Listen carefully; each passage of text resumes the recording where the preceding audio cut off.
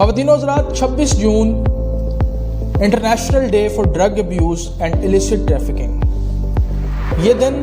ہر سال پوری دنیا میں منایا جاتا ہے اور پوری دنیا میں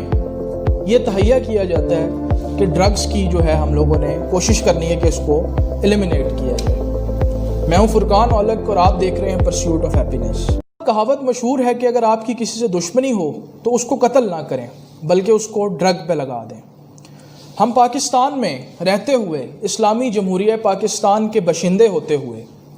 اس حقیقت سے واقف بھی ہیں کہ ہم ریاست مدینہ کی طرف قدم رکھ رہے ہیں، لیکن حالات کچھ یوں ہیں کہ ہماری دن بدن بڑھتی ہوئی منشیات کی شرح شاید اس خواب کو پورا نہ کرنے دے۔ میرے منہ میں خاک، لیکن حالات کچھ اس طرح ہیں کہ ہمارے ملک میں دن بدن منشیات کی شرح میں اضافہ اور اضافہ ہوتا جا رہا ہے۔ نئی نوجوان نسل جو معاشرے کے لیے ایک فائدہ مند اور مفید ثابت ہونی تھی، وہ معاشرے کے لیے آج ایک بوجھ بنتی جا رہی ہے۔ ذمہ داری ہے کیا سوسائٹی کی طرف ہم نے بھی کنٹریبیوشن کرنی ہے یا سارا مدعا اس مجرم کے اوپر ہم نے ڈال دینا ہے؟ اس سوال کا جواب آج ہم تلاش کریں گے اور ہمارے ساتھ موجود ہوں گے پنجاب پولیس کے انتہائی کمپیٹنٹ آفیسر، گولڈ میڈلسٹ اور crime analysis cell dolphin squad کے ہیڈ، اور he is also an applied criminologist. لیکن جانے سے پہلے کچھ میری داستان بھی سنتے جائیں۔ موجودہ حالات میں کچھ اس طرح کی سچویشن بن چکی ہے کہ ہم لوگ اپنی ذمہ داری پوری کرنے سے کترا رہے ہیں۔ نئی نسل جو اس نشے کی لت کی طرف لگ چکی ہے، اس کو ہم خود مجرم بنا رہے ہیں۔ یہ آج ناسور جو پھیل چکا ہے پوری دنیا میں پھیلا ہوا ہے، لیکن پاکستان میں اس کی شرح بطور اسلامی جمہوریہ پاکستان ہونے کے ناطے اتنی نہیں ہونی چاہیے تھی۔ کو پھیلنے میں ہم سب بطور قوم اور معاشرہ اس کا ذمہ دار نہیں ہے، کیونکہ اگر خدا نہ خواستہ ہم کسی مجرم کو ٹھیک کرنا بھی چاہتے ہیں تو ہوتا کچھ یوں ہے کہ اس کا آغاز ہی نفرت سے کیا جاتا ہے۔ اس کو ایک لیبل دے دیا جاتا ہے کہ آپ ایک نشئی ہیں، اور وہ شخص اس لیبل میں دستے دستے اپنے آپ کو تسلیم کر لیتا ہے کہ ہاں میں ایک نشئی ہوں، اور یہ بیماری اس طرح بڑھتی بڑھتی ایک ایسی بیماری بن جاتی ہے جس کو ہم ایک ضد کا نام دے سکتے ہیں۔ خواتین و حضرات، صورتحال کچھ اس طرح کی ہے کہ پاکستان میں کئی ریہیب سینٹرز کام کر رہے ہیں، اور میں بھی کئی ایسے لوگوں کو جانتا ہوں کہ جو کئی دفعہ اس کا علاج کر کے اب واپس آئے ہیں، لیکن پھر سے یہ ریلیپس ریٹ جو ہے یہ بڑھتا ہی بڑھتا جا رہا ہے۔ ہوتا کچھ یوں ہے کہ 10 سے 15 ہزار روپے دے کے ایک مریض کو اٹھوا لیا جاتا ہے گھر سے اس کی مرضی کے خلاف، اور اس کو لے کے جایا جاتا ہے ریہیب سینٹر۔ وہاں پہ اس کا کیا جاتا ہے علاج کرنے کے بعد جب وہ شخص گھر آتا ہے اور دوبارہ سوسائٹی کے اندر بیٹھتا ہے تو دوبارہ وہ اس لت کے اندر لگ جاتا ہے۔ خواتین و حضرات، کیا اب یہ وقت نہیں ہے کہ ہمیں دیکھنا پڑے گا کہ کیوں وہ شخص جب علاج کروا کے آ گیا اور پھر وہ دوبارہ اس لت میں لگ گیا، تو کیا یہ سوسائٹی کا ایشو ہے یا یہ ایک بیماری ہے؟ آج آپ نے، میں نے اور بنیادی طور پر خاندان نے کرنا ہے، اس کی فیملی نے کرنا ہے، اس کے والدین نے کرنا ہے، اس سے نفرت نہیں کرنی، ہم نے اس کو گلے لگانا ہے۔ حضرات، آج میں آپ کو کسی چیز کا فگر نہیں بتاؤں گا، بلکہ میں بات کروں گا اور صرف فیکٹس پہ کروں گا، اور فیکٹس یہ ہیں کہ ہم بطور قوم اس بیماری کے خلاف متحد نہیں ہیں، بلکہ ہم یہ چاہتے ہیں کہ یہ بیماری مزید پھیلے۔ کیوں؟ کیونکہ ہم ایک انسان کو لیبل کر دیتے ہیں۔ حضرات، میں نے ایک کورس اپنی زندگی میں پڑھا اور وہ تھا کلینکل سوشیولوجی کا، اور میں نے اس میں جا کے یہ چیز پڑھی کہ ہمیں کچھ نہ کچھ پریکٹیکل کرنا ہے، سوسائٹی کے لیے ہمیں کچھ نہ کچھ پریکٹیکل کرنا ہے۔ میں کئی ایسے لوگوں کو ملا جو ڈرگز کے ایشو میں مبتلا تھے، اور میں نے جس سے بھی انٹرویو کیا اور اس کا ایشو یہی تھا کہ وہ شخص یا تو اس کو محبت میں دھوکہ ہو چکا تھا، یا پھر اس کے کچھ ایسے مسائل تھے، ایسے نفسیاتی مسائل تھے جس کی وجہ سے اس نے اپنے آپ کو اتنا کمزور کر لیا کہ وہ اس نشے کی طرف چلا گیا۔ لوگوں سے یہ ملا جو ڈرگ ریہیب سینٹر سے علاج کروا کے آ چکے تھے، لیکن ریلیپس ریٹ پھر وہی جا رہا تھا۔ تو میں نے اس چیز کو دیکھنے کے بعد یہ اندازہ کیا کہ کیوں نہ کچھ پریکٹیکل کام کیا جائے۔ میں نے پرسیوٹ آف ہیپینس کی بنیاد رکھی، اور آج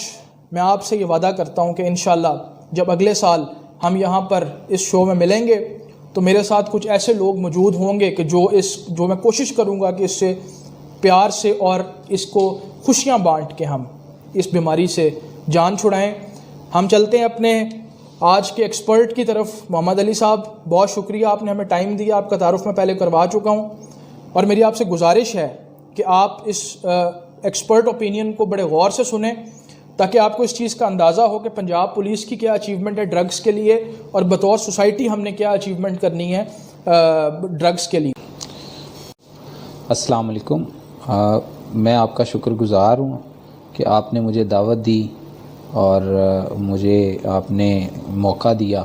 کہ میں آپ کے ساتھ ڈولفن اسکواڈ سے ریلیٹڈ کچھ ہماری ایس او پی شیئر کر سکوں اور ان کی کارکردگی کے بارے میں آپ کو آگاہ کر سکوں۔ جو بات آپ نے کہی کہ ڈولفن اسکواڈ ڈرگس کو کنٹرول کرنے کے لیے کیا کردار ادا کر رہی ہے، اب اگر ایز اے کنسٹیبل میں آپ کو رسپانسبلٹی بتاؤں اپنے ڈولفن اسکواڈ کی، تو 4 ممبرس کی جو ایک ٹیم ہے 2 بائکس پر سوار، وہ جس ایریا میں پٹرولنگ کر رہی ہوتی ہے عام طور پہ 3 مہینے سے پہلے ان میں سے کسی جوان کا ٹرانسفر نہیں ہوتا، کم سے کم 3 مہینے تک وہ وہاں پیٹرولنگ ضرور کرتے ہیں، اور اچھی کارکردگی دکھانے والوں کو یا جو ذمہ داری کے ساتھ اپنا کام کر رہے ہوتے ہیں، جن کی شکایات نہیں آتی، وہ 6 ماہ سے زیادہ سال تک بھی پیٹرولنگ کر لیتے ہیں اپنے ایریے میں۔ تو اس ایریے میں پیٹرولنگ کرتے ہوئے جب انہیں شک گزرتا ہے کسی پہ کہ یہ مشکوک سرگرمیوں میں ملوث ہے شخص، یا یہ کرمنل لگ رہا ہے، اس کا جو حلیہ ہے وہ ایک ذمہ دار شہری والا نہیں ہے، یہ پولیس کو دیکھ کر جو ہے وہ بھاگنے کی کوشش کر رہا ہے، چھپنے کی کوشش کر رہا ہے، مشکوک حرکات و سکنات ہیں اس کی، تو پولیس بحیثیت پولیس وہ اس کو روکتے ہیں، اس کو چیک کرتے ہیں۔ اس چیکنگ میں ان کا اختیار ہے کہ وہ اس کا کرمنل ریکارڈ چیک کر لیں، اور اگر انہیں مزید شبہ پیدا ہوتا ہے تو وہ اس کی جو ہے سرچ کر سکتے ہیں کہ آیا اس کے پاس کوئی ایسی چیز تو نہیں جو ممنوع ہے، جو قانوناً جرم ہے اپنے پاس رکھنا۔ 0 ٹالرنس پالیسی ہے،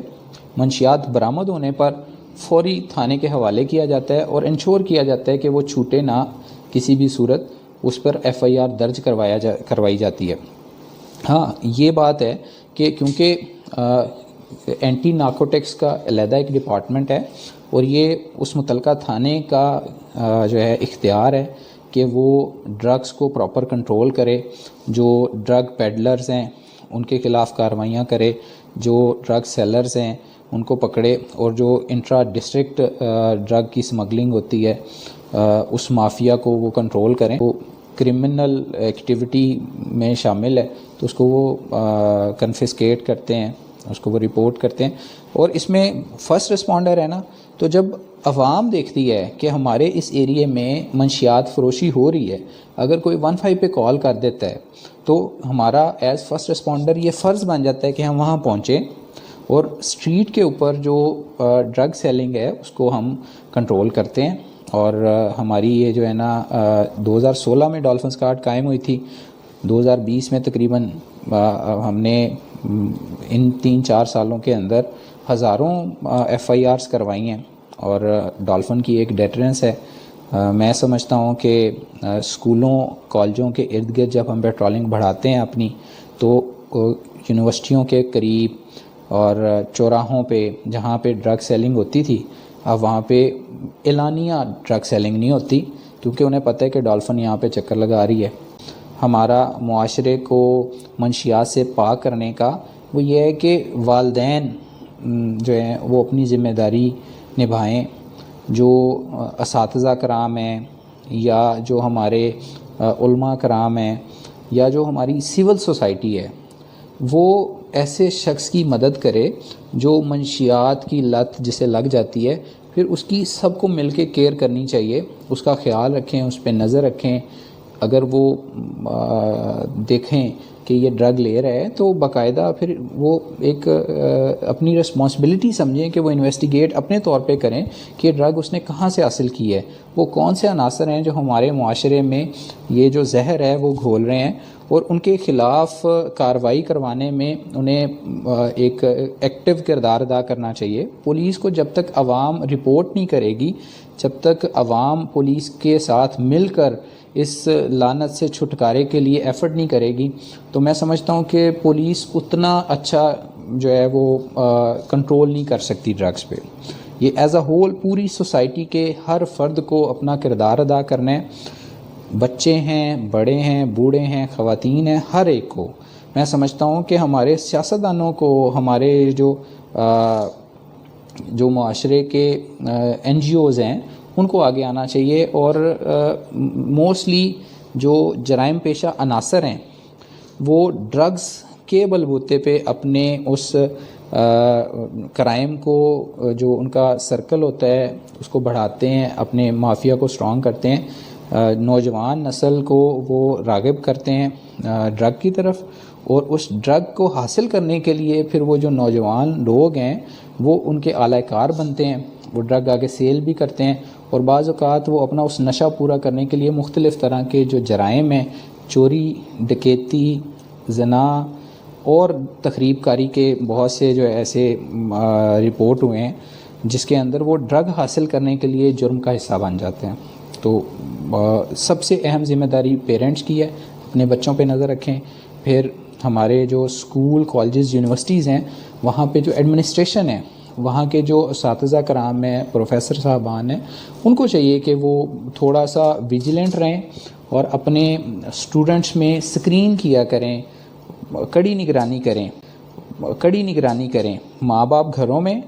اسکولوں، کالجوں، یونیورسٹیوں میں ٹیچرز، اور گلیوں محلوں میں ہر بندہ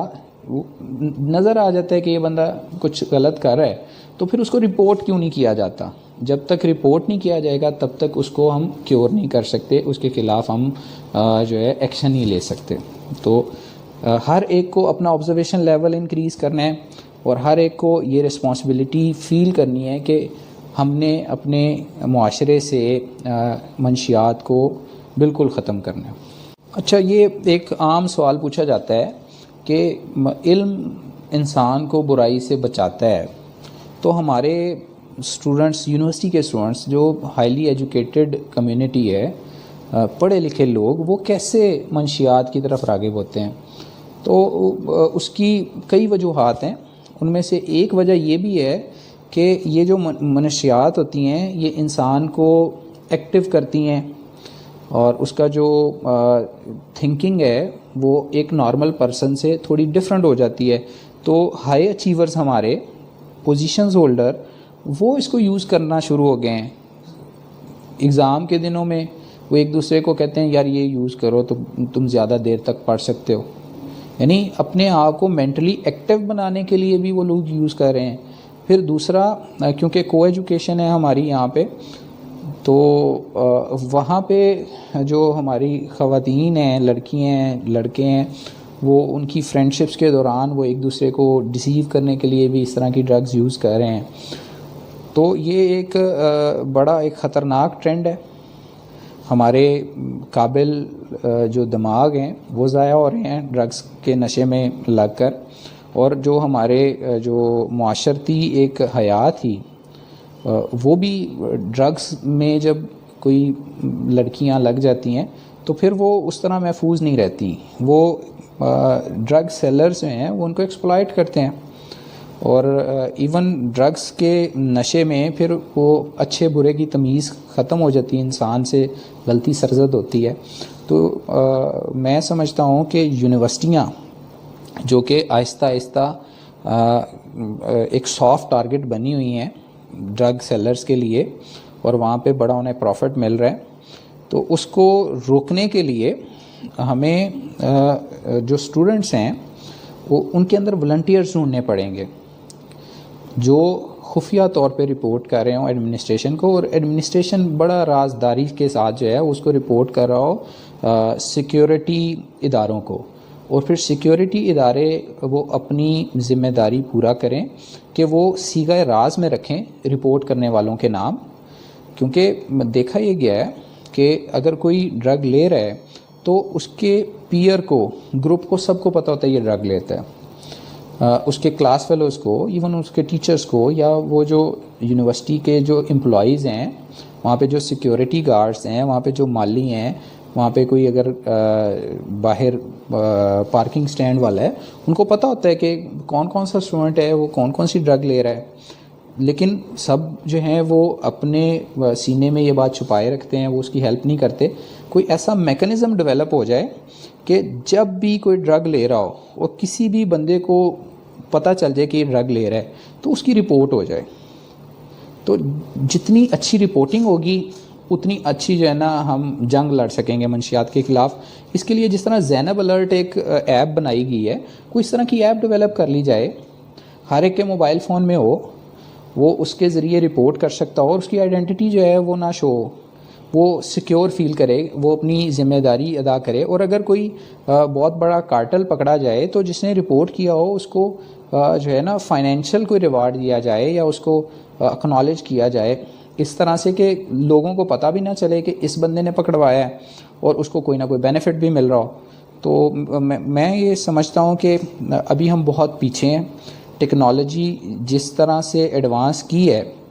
جس طرح سے یہ ڈرگ سیلرز نے اپنے نیٹ ورک کو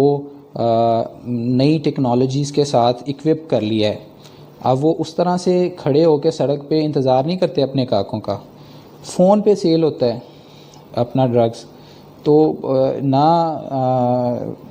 کسی کو پتہ چلتا ہے، وہ چپکے سے جا کے دے کے تو چلے جاتے ہیں. تو صرف یہ ہے کہ رپورٹنگ ہم بہتر کر لیں. میں بتانا چاہوں گا کہ CNSA جو ہے وہ ہمارا ایکٹ ہے، اس میں 3 جو ہے گریڈز کے ہمارے سیکشنز ہیں، section A، section B، section C. تو CNSA کا جو سیکشن 9 ہے اس کے تحت پرچے کیے جاتے ہیں عام طور پہ. تو اگر 100 گرام سے کم کوانٹٹی ہوتی ہے 100 گرام سے، جو کہ 1 کلو گرام کا 10واں حصہ ہوتا ہے، اس سے کم جو کوانٹٹی ہوتی ہے تو وہ اس میں A سیکشن لگتا ہے، 9A کا پرچہ ہوتا ہے. اور اگر 1000 گرام سے یعنی 1 kg سے زیادہ ہو جائے چرس کی مقدار یا افیم کی یا ہیروئن کی، تو پھر 9C کا پرچہ ہوتا ہے. تو یہ جو ہے 9A، 9B، 9C سیکشنز، یہ اس کی جو کوانٹٹی ہے ڈرگ کی، یہ اس کو دیکھتے ہوئے باقاعدہ اسے وے کیا جاتا ہے. یہ تھانے والوں کا کام ہے. ہم برآمد کر کے ڈولفن اسکواڈ والے جب تھانے کے حوالے کرتے ہیں تو وہ اس جگہ پر اس کو باقاعدہ میئر کرتے ہیں کہ یہ کتنا ویٹ ہے اس کا. اس ویٹ کو مد نظر رکھتے ہوئے پھر سیکشن لگایا جاتا ہے اور مختلف اس کی سزائیں ہیں. اور جو اس کا کیا اسے کہتے ہیں آئیو ہوتا ہے، وہ باقاعدہ اس میں سے ڈرگ میں سے ایک سیمپل کلیکٹ کرتا ہے. اس سیمپل کو پھر فورینزک سائنس ایجنسی بھیجا جاتا ہے تاکہ کنفرم ہو سکے کہ یہ کون سا والا ڈرگ ہے. کا شکار ہو، ڈرگ سیلر ہو، اس کو جب ہم پکڑتے ہیں تو جیل بھجوا دیتے ہیں. تو ہونا تو یہ چاہیے کہ جیل نارکوٹکس فری ہو، وہاں پر کسی بھی طرح کا نشہ اویلیبل نہ ہو. لیکن ایسی شکایات موصول ہوتی ہیں، میڈیا پہ ایسی خبریں آتی ہیں، یا جو ہمارے وہاں سے ملزمان آتے ہیں پیش ہونے کے لیے، تو وہ بتاتے ہیں کہ کچھ اس طرح کے مافیاز کام کر رہے ہیں. جو فارماسسٹ ہیں ان کو بھی چاہیے کہ وہ ڈاکٹر کی پرسکرپشن کے بغیر جو میڈیسن ہے وہ سیل نہ کریں اس طرح کی، اور ایک خاص کوانٹٹی سے زیادہ وہ ریکوائرڈ نہیں ہوتی پیشنٹ کو. تو اگر کوئی اس کوانٹٹی سے زیادہ پرچیز کرتا ہے یا ریگولر وہ آتا ہے لینے کے لیے، اس کا مطلب ہے کہ وہ ڈرگ ابیوز کا شکار ہے. تو اس کو بھی رپورٹ ہونا چاہیے تاکہ اس کی ہیلپ کی جا سکے.